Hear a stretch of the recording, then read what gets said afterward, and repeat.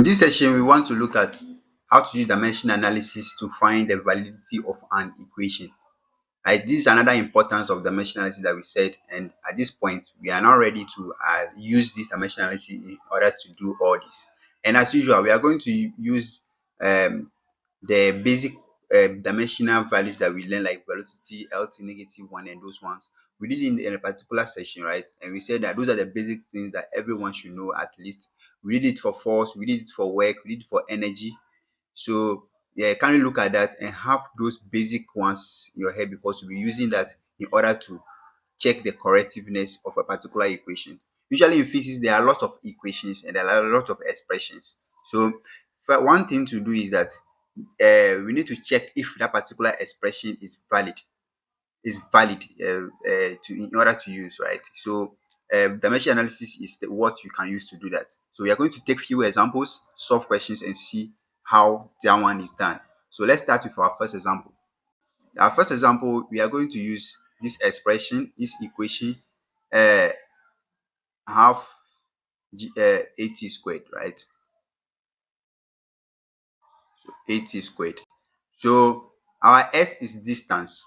So our s is distance. So the question will tell you what each value represents. S is distance, a is acceleration, and t is time. So the question will tell you that. So you read the question will tell you what each symbol stands for, right? And half is a number, right? Half is just a number. So for an equation to be valid, right?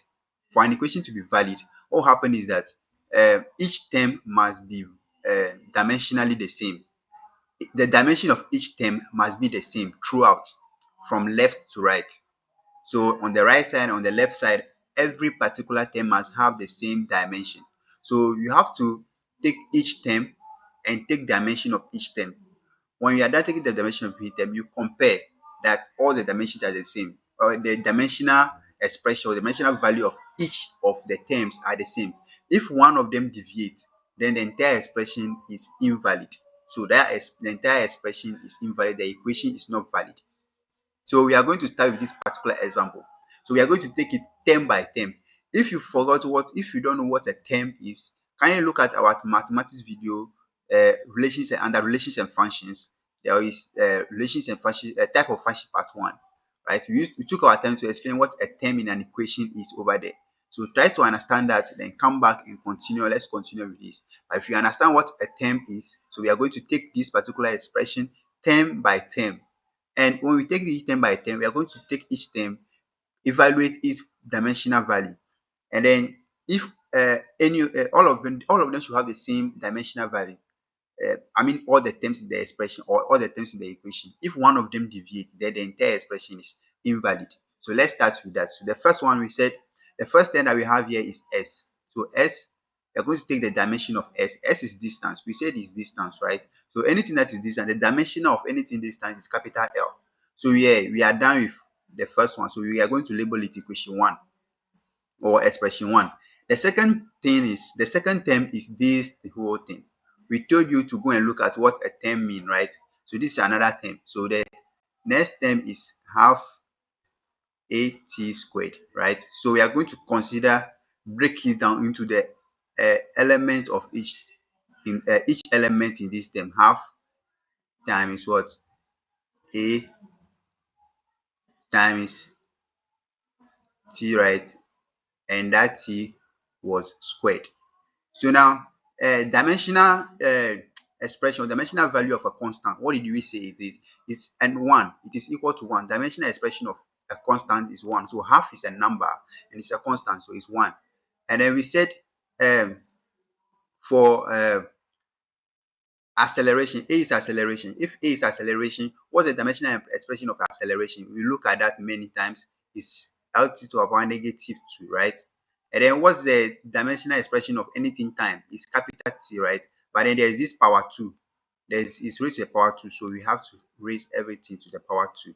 So if you do that, 1 times everything, we are just going to have LT to the power -2 times t squared. So if we simplify this using indices, right, this multiplication, the t become power -2 plus 2.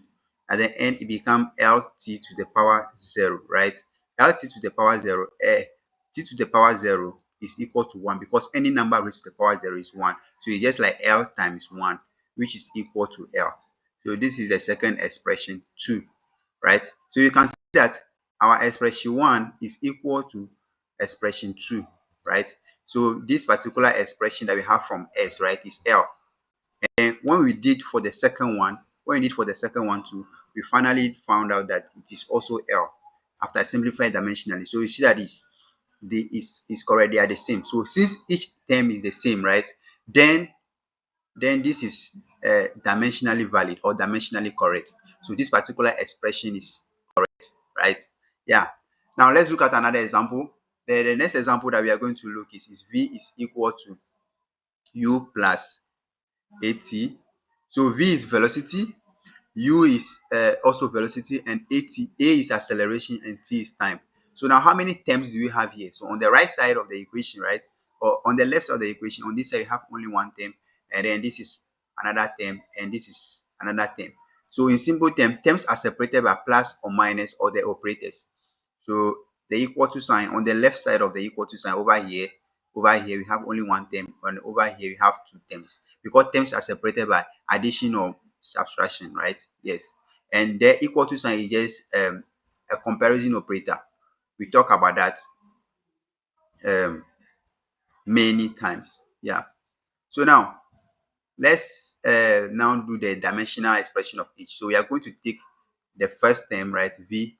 We say V is velocity, right? The dimension of velocity is what? Lt to the power negative 1. So we are done with this one. Now let's take the second term, U. The dimensional expression of U is also, we said it's velocity. So if it is velocity, it's also Lt to the power negative 1. So already the equation 1 and the equation 2 are the same. So we are good to go. Let's continue with the last one. The dimensional expression of the last one, which is 80, right? So if you do that, because there are two terms multiplying here, you can break them down like this dimensionally, become T, right? Now A is what? Acceleration. We say A is acceleration. So the dimensional value of A is Lt to the power negative 2, right? And then this is time. So time, the expression of time is T, right? Remember they are multiplying. So if you have that, you are going to do it going to Lt to the power negative 2 plus 1 because this guy is 1. So it's just indices. Here you just simplify. So it's also a negative 2 plus 1, you have negative 1. So this is equation 3. So you can see that the third one also, after we are done simplifying it, is also Lt to the power negative 1. The second one is also Lt to the power negative 1. The first one is also Lt to the power negative 1. So you see that equation 1 is equal to equation 2, term 2 is equal to term 3. So dimensionally. So since these three expressions are the same, then this expression is also dimensionally valid, right? That's how to check. Let's take it term by term and then work on that. Let's look at another example, right? I have W equals to FV minus rho A. Remember, this is a question that Atake gives us, right? So now let's look at how they do that. So omega L with this, W is work, F is force, V is velocity, rho is density, and A is acceleration. So let's see if this is dimensionally correct. So now the dimensional value of work, right? We did that in the video, and then we say is ml squared t to the power negative 2. This is 1. So we are done. We know for work, so we did that already. So I say these are the common ones you need to know. So for work or anything that is energy, right, this is their dimension. So they have the same dimension, mlt to the power negative 2. So you have to know that. So if you didn't watch that video, go back and watch that. The next one, the next term that we have is fv. You say terms are separated by f and minus or plus, right? So fv is the next one. So if you have, you can separate it because there are two terms here. So f multiplying the v. So the f is m L t to the power negative 2. We did that, so kindly look that. So if you know it already, that's fine.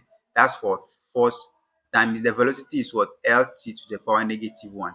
And then if you multiply, if you simplify this, so m, right, and the L are 2, so they become L squared, right? L squared. And then what happened to the t?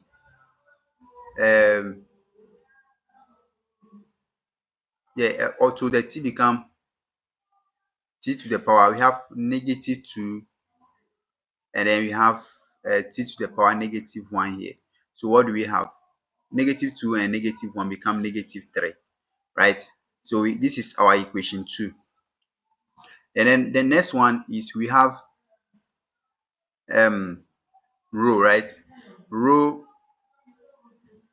A. Now rho is what? Density, right? We say rho is density, so rho, and then I will have a here. A is acceleration, they are multiplying. Then rho is density, and then we say density is what? ml to the power -3, right? Times acceleration. Acceleration is what? lt to the power -2. So when you do that, we are going to have the l's become l to the power -2, and the t to the power -2. This is equation 3. You can see that for the first one, we have ml squared t to the power -2. The third one, you have ml squared t to the power -3. Already there is a difference. They are not the same. If you look at the third one too, the third one is also on its own. ml to the power -2, t to the power -2. These three are not the same. So equation 1 is not the same as equation 2. It's not the same as equation 3. It's not like everyone. So 1 and 3 can be the same. When you do your own, right? 1 and 3 may be the same for a particular expression. But once the third one is wrong, right? Once any of them deviates from the rest, then the entire expression is dimensionally incorrect or invalid. That's what you have to look at. So when we did the first one, we get to the second one, we did the FV. You see that I paused because already there I saw a difference already. So once there's a difference, right, you have to know that the equation is dimensionally incorrect or invalid already. But then you have to do the third one, do for everyone for the sake of your marks, right? So yeah, you have to do the third one and then show. So when you do dimensional expression of all these ones, then you can now tell us that the equation 1, there's a particular difference, or there's one that doesn't match the rest, or all of them don't match each other, right, or one another. So what happens is that the expression is dimensionally incorrect. This is how you use dimensional analysis, right, to check if an equation or an expression is dimensionally is valid or not, right, in physics or any particular expression that you can meet in your studies, right? Yes, so dimensional analysis has shown us another importance, and solve more questions, and they are from Atake or Akiola or any other book that you may have, right? The concept is the same, right? So we just use and check that, and then let's meet in the next session to explore another importance and how to do dimensional analysis.